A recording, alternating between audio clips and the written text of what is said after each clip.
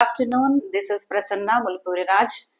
I'm here in Ankura Hospital with Dr. Pujita Garu.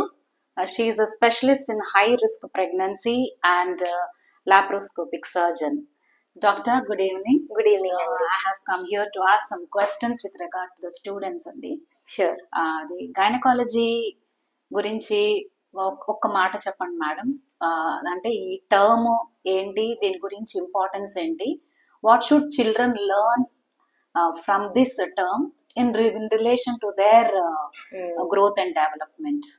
అంటే gynaecologist అంటే చాలా మంది ఓన్లీ డెలివరీస్ చేస్తారు లేదా ఓన్లీ పీరియడ్ ప్రాబ్లమ్స్ పెద్దవాళ్ళలో వస్తే చూస్తారు అని అనుకుంటూ ఉంటారు. బట్ గైనకాలజిస్ట్ మన ఒక గర్ల్ చైల్డ్, ప్రిడామినెంట్లీ విమెన్నే చూస్తాము.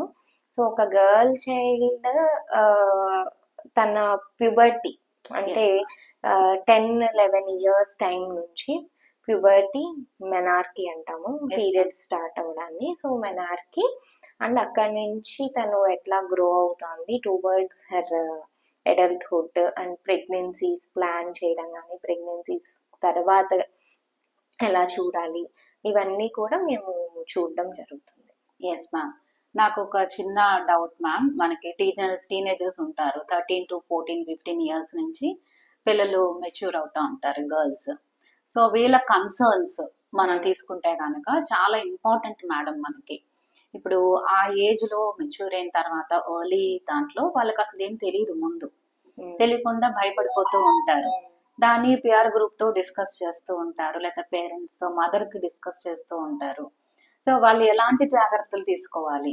అసలు ఇప్పుడు మెయిన్ గా మనం ఏం ప్రాబ్లం చూస్తున్నామంటే ఎర్లీగా మెచ్యూర్ అయిపోవడం. Yes ma'am. పిల్లలు హార్మోన్ చేంజెస్ వల్ల కానీ, బయట జంక్ తినటం వల్ల కానీ, లేదా ఫుడ్ లో అడల్ట్రేషన్ వల్ల కానీ ఎర్లీగా పిల్లలు మెచ్యూర్ అయిపోవడము, బాగా ఒబీస్ గా ఉండటం వల్ల, వీటి వల్ల కూడా ఎర్లీగా మెచ్యూర్ అవ్వడం మెయిన్ గా చూస్తున్నాము.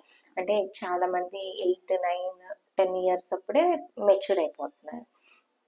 సో ఇదే కాకుండా మెచ్యూర్ అయ్యే టైంకి పిల్లలకి అసలు అవగాహనే లేకుండా, ఏమి డిస్కస్ చేయకుండా, వాళ్ళకి ఏమి నాలెడ్జ్ టీచింగ్ లేకుండా ఉండటం వల్ల మీరు అన్నట్టు సడన్ గా వాళ్ళకి పీరియడ్ వచ్చినప్పుడు వాళ్ళు టెన్షన్ పడడం, ఆక్వర్డ్ ఫీల్ అవ్వడం ఇట్లాంటివి జరుగుతూ ఉంటాయి.